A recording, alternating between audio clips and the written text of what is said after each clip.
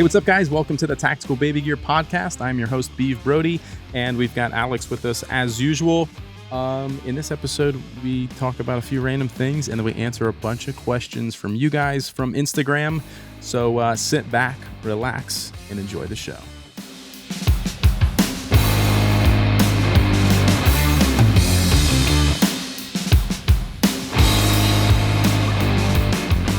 What do prisoners use to call each other? What do prisoners use to call each other? Cell phones. I was going to say cell phones. What's up, dude? Taking away my turn to ruin your joke. I stole the punchline from you. How's it going? What's new and exciting? Tired. Are you? Parenting is tough. I'm coming off a long weekend myself. I was a little stressed out. It's been a long few days at our house so my oldest daughter, who's almost 8, is like reliving her 2 and 3-year-old days where she feels the need to be in our room all the time. And this was an ongoing battle until probably 2 a.m. last night. It was an ongoing battle until 2 a.m. Yeah, okay. Yeah, it was rough. And this has been happening for like the last 4 or 5 nights. And how'd you put a stop to it? I'm not giving in. So when you said 2 a.m., like you just grab her and take her back to her room? It was like hyperventilating, crazy, like just screaming, crying back and forth. There's been a few nights where like we let her sleep on the floor in our room, but like I'm not giving in to someone at that age to be like, okay, come get in my bed, like you might do with a super young one that you're like still trying to figure out life. But at this point, like we've already established whose bed is whose here. You have your bed, I have mine. I'm not dealing with this. Been there, done that. Ain't happening again. You're going back to your bed. And it's like, and then it becomes every excuse. But my stomach hurts, or I'm scared, or nightmare, and like one excuse after the other. So you know it's my fault. What'd you do? You brought your kids to my three-nager's birthday party. Three-nager. And they've reverted back to being 3 because mine are just wearing me out. Right. I just ran home to help them out during lunch and pick them up from school and getting them to nap. They used to love nap, and it's just, forget about it now. You know, like there's a point where they quit tantrum. napping, and you're like, why can't you just keep napping forever? We're trying to drag it on to at least 4. Yeah. Like. We're trying real hard. You have a better quiet chance. Quiet time. You don't have to nap, but quiet time. Like you have in your a room. better chance than most because you guys are so good and so strict with scheduling where like we just don't live that life. I tell you, I mean, just full out like we'll go from, it's like, and I don't make light of saying, bipolar, but because people always say, that's a serious condition for people out there. But it seems like it's like a Jekyll and Hyde. They make the light bulb switches. You're going from reading Pete the Cat to full. And it's like, wait, I'm meltdown. What just happened? Yeah, here? So crazy. Just tired from as all you parents know, it's grinding. Yes, to stay the course and not give in. Oh, you want X toy, but I told you no, and it's nap time, and so. By saying no, they're just going to freak out. But meltdown, yeah.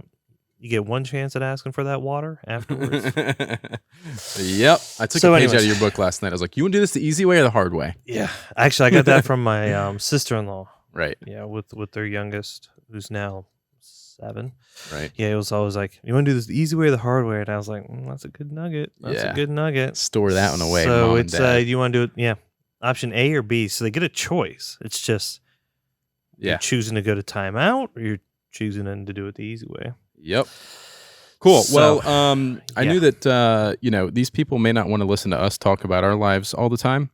So on Instagram, I asked you guys to put in some questions on stories, and I would answer them here on the podcast. So Alex and I are kind of tight on time today. We've got a bunch of meetings and other things happening. So this will probably be a little bit of a quicker episode, and I'm going to grab a handful. I'm going to choose. I've probably got couple dozen questions here, so I'm going to choose 3 or 5 questions.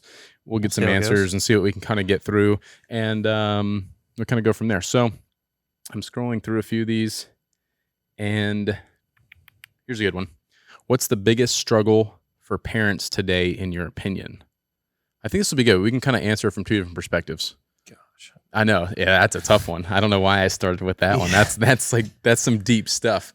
I don't think that there's any difference in struggles today versus any other era.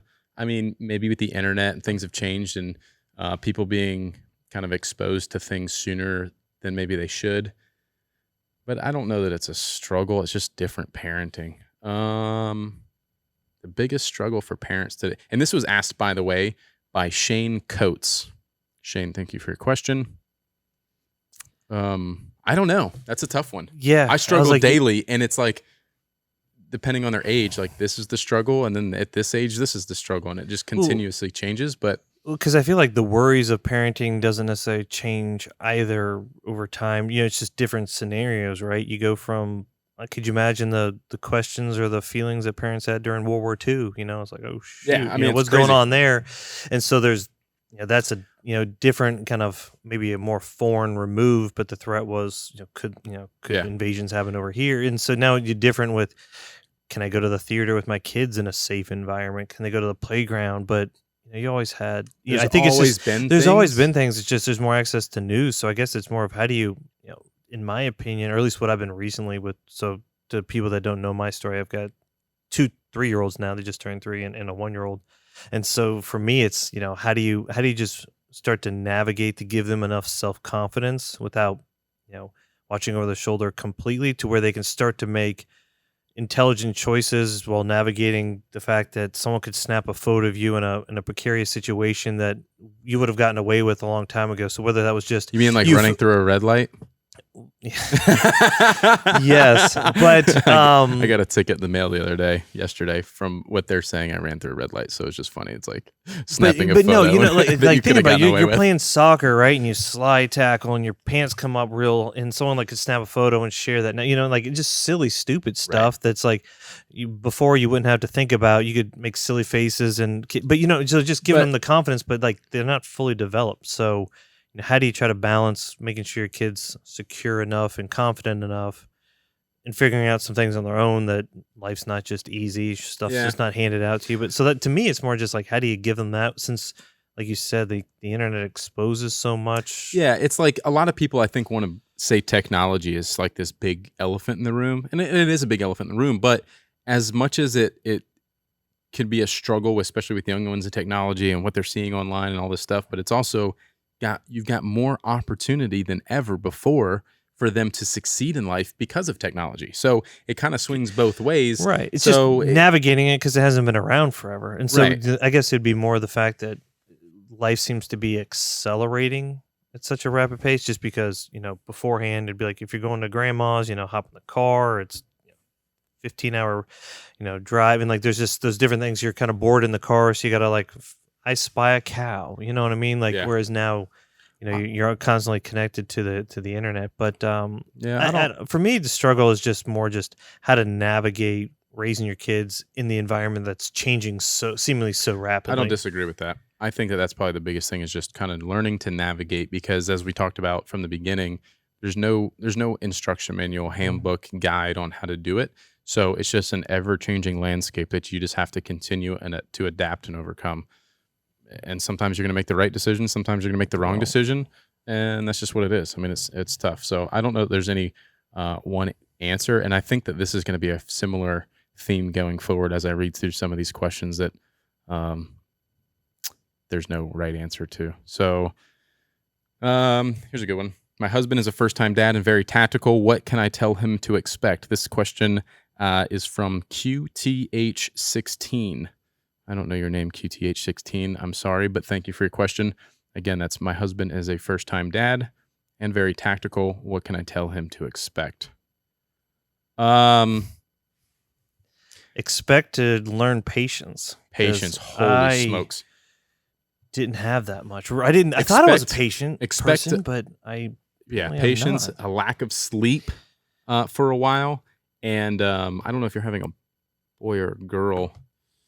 I think that's a kind of an interesting, different perspective that you and I have. You've got boys, I've got girls. So it's kind of like different. We play in a different landscape, even just in that regard.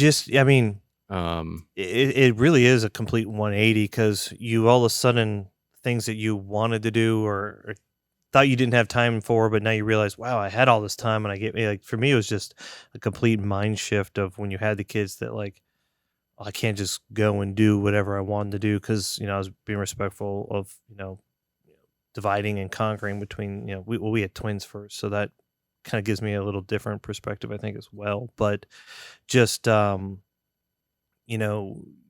you wanted to work late or something, but now in my case, like the wife was home with the kids when I was still working in the beginning, so I was like, well, I can't just come home at 6 o'clock because she's been with the kids for 12. I mean, that's just absurd, so Right. just kind of your whole schedule just gets changed. And so I guess I would just say more to welcome the change as opposed to trying to fight it, or else you're just going to be Setting yourself unhappy, up for and that's failure. not fair to the kids. That's not fair to your spouse or For sure. significant other.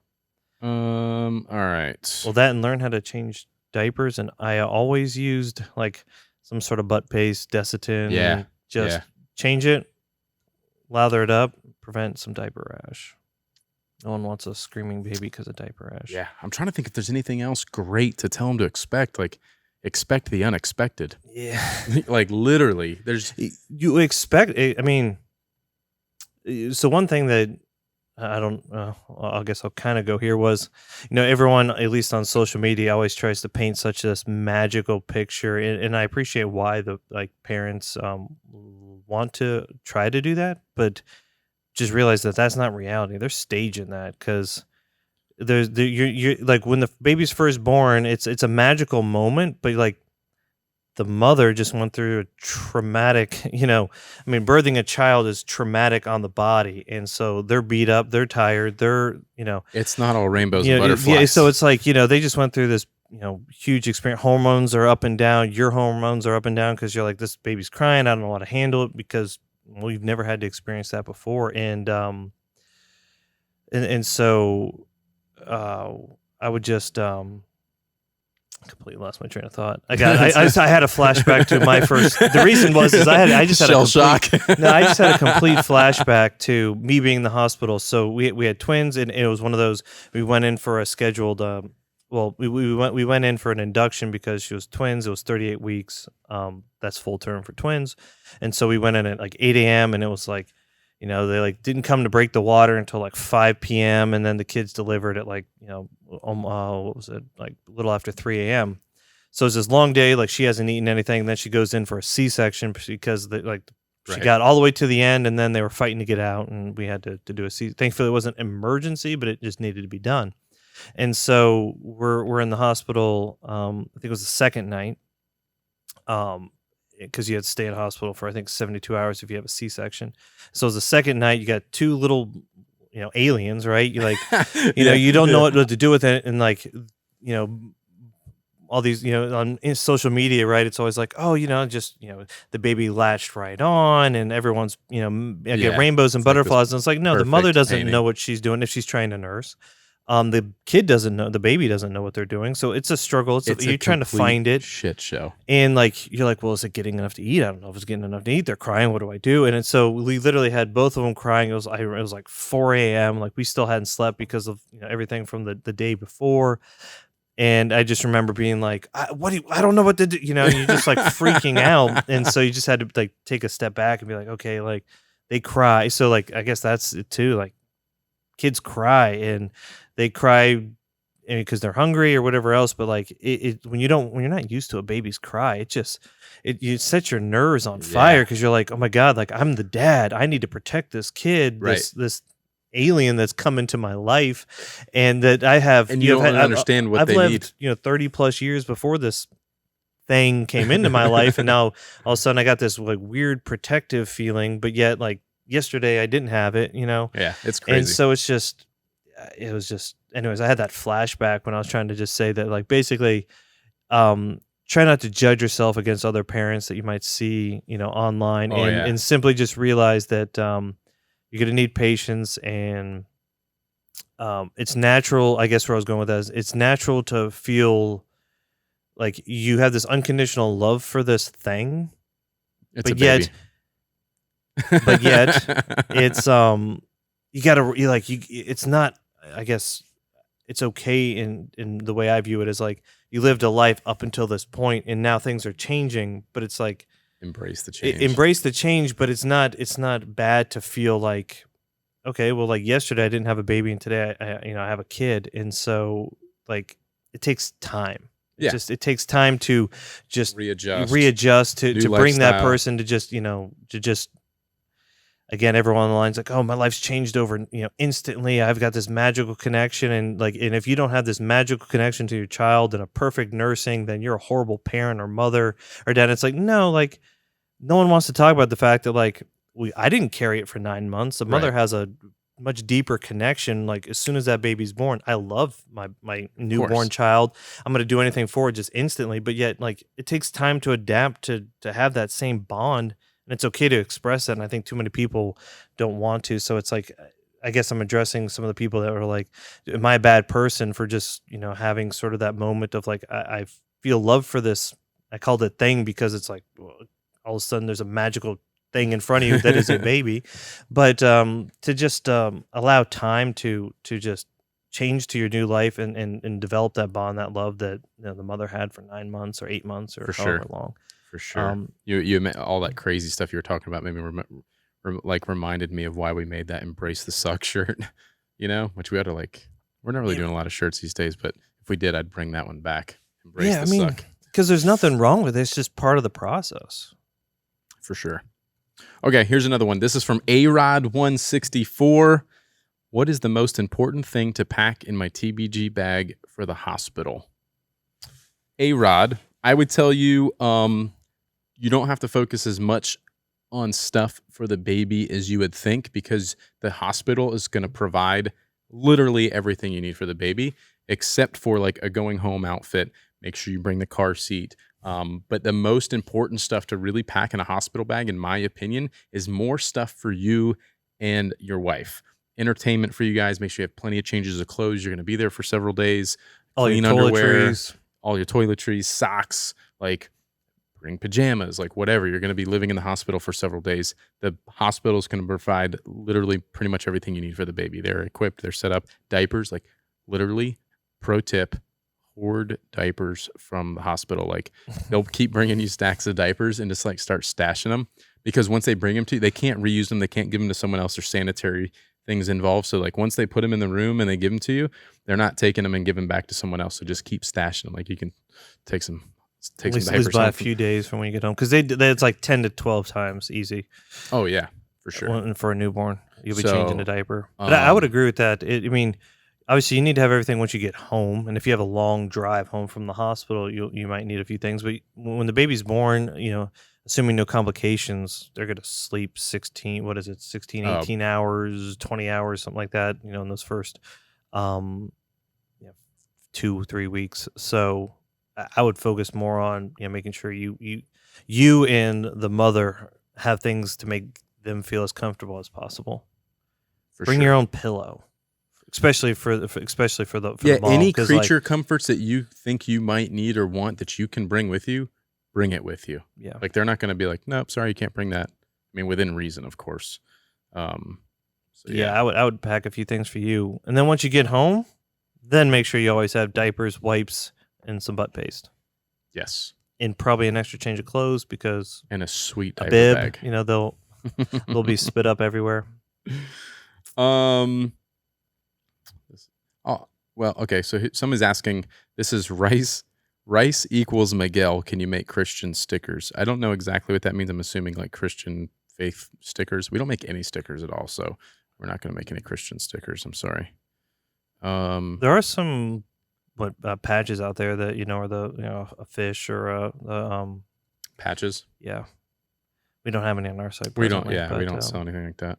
I don't know. We plan to either, but unless you guys tell us in the comments that you really want stickers, but yeah, this is something I wasn't really going to answer this question, but I think it's something that maybe you and I can kind of give some insight to, because I see this is a common theme I see reading comments and things like that. So Midori in Chains says, it's my husband's first Father's Day this year. Can I have something to give him? I don't have any money. I'm a stay-at-home mom. And I see that a lot. I wish we could afford this, but I'm a stay-at-home mom, or like, just not having the money to buy it. But there's so many going back to the internet, there's so many opportunities for people to make money on the internet, especially with stay-at-home moms. We deal with a lot of stay-at-home moms that are YouTubers or this or that. And there's a lot of opportunities for influencers, or if you're a mom in a military community, if you can head up a community of other military moms and be kind of the leader of that organization and create a following, then you can start to make money as a influencer or whatever. Or my wife, for example, Poshmark, she sells clothes on Poshmark. That's her hobby. It's fun for her. She makes like, I don't know, $500 a month on the side, going to Goodwill, buying clothes, selling them. Like, you don't even have to go to Goodwill. I guarantee you got a bunch of clothes in your closet that you're not wearing, that are too small, that are too big, you've got baby clothes now to sell potentially that your kid grew out of. Like, you sell stuff online, Poshmark, eBay. Well, there's also a lot of free stuff on Facebook, making sure you stay safe and everything else, but you can pick up stuff for free just because people don't want to move it, and then sell it 20, 30, 40, whatever, whatever it might be. Yeah. So anyways, I wasn't really going to go down that rabbit hole, but I want you guys to know that the opportunity of the internet allows you, just because you're a stay-at-home mom doesn't mean you can't make an income. You can very easily make money and generate some sort of revenue to do, even if it's just small things like, I want to get my husband a gift for Father's Day. You can make a couple bucks pretty quickly on the internet tomorrow. So anyways, I just wanted to kind of put that out there because I believe strongly in that. Well, and kudos to you, because stay-at-home mom is. Oh, no joke. I get it. Parent. I'm not downplaying that at all. Mm-mm. Not downplaying it. Do you have a military background? I do not. I don't. I came from the automotive industry. I've got a lot of family in the military, though. Like, my grandfather was World War II, 10th Mountain Division, badass. He's got Purple Hearts and Bronze Stars and all kinds of stuff that I actually have. I should hang those up in the office or something. My uncle was in the Navy, and I've got a bunch of family in the military. Had I not gone down the kind of, I don't know that I would have done well in the military, to be honest with you, because I'm such not a rule follower, being an entrepreneur of I want to work for myself. I don't want to be told what to do. I want to do things my way. I probably wouldn't have begun in the military. I was in ROTC all through high school. And anyways, I just have a super deep connection and passion for the military, and even for the U.S. as a patriotic American dude. I love this community. I think it's awesome, which is why love this community, love this country, and just support all the men and women that everything about defend it, and all the first responders. And 1,000%. Will there be a Father's Day sale? Yes, there will be a Father's Day sale. If you want to get the info on that, go to the website, sign up. At the bottom of the homepage, there's this Intel list. You can sign up so you get notified immediately when the Father's Day sale goes live. It's a good place to do that. I don't know. That's it. I think I got to get going here because I've got a meeting in a little bit. So I will wrap this up. I like the questions from you guys. I think that that's a good thing that we can incorporate into podcasts moving forward. So I will, I'll probably do that again. I'll put it on Instagram stories and I'll say, ask me questions for the podcast. You guys can submit questions there. We will answer them here. What else is going? Oh, the 9-line event. Yeah. If you guys are in Savannah, Georgia area, so we're in South Carolina, like Hilton Head Island area, but Savannah, Georgia, right across the river from us, on the other side of the pond. The 9-line apparel 5K, 10K fundraiser. It's the Run for the Wounded. It's their 6th one. They're currently building a homeless veteran. I don't know if it's homeless, but it's a veteran housing community of mini tiny homes. And I think they've built 12 so far. They've bought a bunch of land. They're building an entire community. It'll have amenities. I think they're building a pool. I don't want to say that for sure because I don't know that for sure. But it's going to be a big deal. It's really cool. They've got a bunch done. And then I think it's going to be almost transitional housing for homeless people to move on to be able to get into workplaces. And they're working with Georgia Southern University, and they're going to have a program at Georgia Southern for education and really, really cool stuff. 9-line is very impressive. The 9-line Foundation is doing nothing but good things for that community. So we're really proud to be a supporter of that and sponsor the 5K, 10K race every year. So we will be out there. It's in Savannah, Georgia. Once again, there's links. We'll have something on the website about that. we'll have something on the website about that. So look for that there, or check it out through 9 Line Apparel. And that is going to be Saturday the 16th. Is that right? Am I saying the right date? The 18th. Saturday the 18th. If you're listening to that before this. I should have my rifle back from Dave too. Coastal Cerakote. I sent him my 300 Blackout that I had all taken apart. Yeah. And he picked it up and he's like, dude, just let me do something. I'll do something tactical baby gear. It'll be cool. I was like, all right, dude, I trust you. You're the bomb. So Coastal Cerakote, better pull through. I think it's going to be awesome. I'm excited to see that. So I'll bring that out there probably. And anyways, anything else to say, Alex? Nothing? No, that's it. Awesome. Guys, thanks for listening. I appreciate it. We'll see you guys in the next episode. Peace.